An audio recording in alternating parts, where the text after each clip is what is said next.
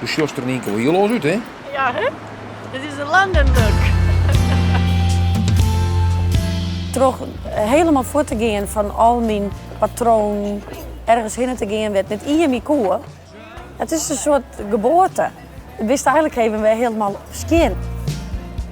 So people's got to stand up and fight, demonstrate human rights, look to the east, because we're a nation of peace, we're a nation of beef, and on one world we speak. Boom. That's the Brilliant. lesson. That's I the didn't lesson know you for the were a day. rapper. Yeah, I'm a rapper. Adam is homeless, wist wel, dus die rent hier op zo'n roem en die had altijd zere voeten. En soms dan kletsen we even over het gewoon dijstige dingen. Maar hij is dus rapper, dat wist ik helemaal net. Ha, te gek.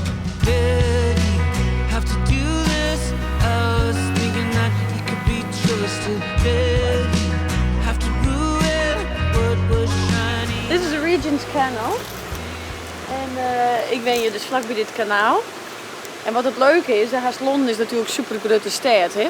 Maar dat is juist wel dat ik dwarps famke, dat we een dwarp in de grote stad Londen voelen. Dus zij is een beetje alle de koekringste veerdier.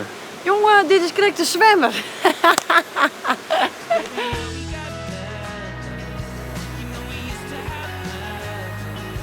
Ik denk wel dat je het dichtst bij jezelf bent als het dicht bij die gevoel blijft en de dingen dorst best gelukkig van wist, die het goed vielen. En wil net zeggen dat elke dag gelukkig wezen is, want ik voelde me sommige dagen en had ik hier in Londen weer, ik wil dus heel ongelukkig, maar zelfs daar kon ik blij mee wezen, omdat ik dacht, nou ja, ik leef.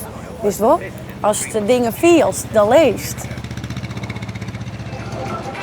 So, okay, I'm jumping off and you can go on. All right, lovely to meet you. Thank you so much, Sally. Have a great day. Thank you. Maar ik denk dat het uiteindelijk overal kent hier. Dus dat het nou Indonesië, Amerika of Londen was. Hier, ik denk dat het erom gaat dat ik voort wie uit wat ik koe.